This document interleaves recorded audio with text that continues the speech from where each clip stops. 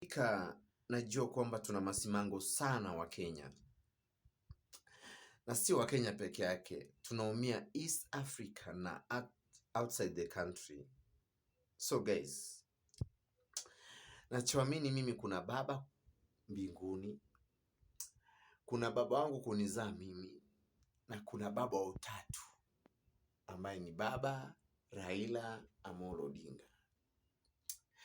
Mjomba, tulikuheshimu sana na kupatia dhamana yetu sisi kama Wakenya.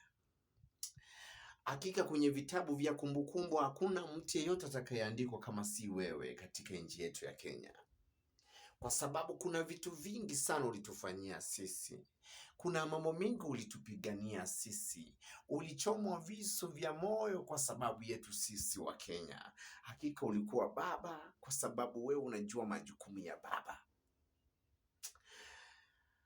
Ila tunaweza sema lala salama, fika salama popote tunapokwenda. Mimi nipo duniani kwa mara ya pili kwa sababu kuna mambo yangu tofauti. Ila baba, najua safari ya kifo ni wiki moja. Kwa hivyo, takapokuzika ndio utakuwa unafikia safarini yako. Ila yote tisa, make sure kwamba unarudi duniani mapema.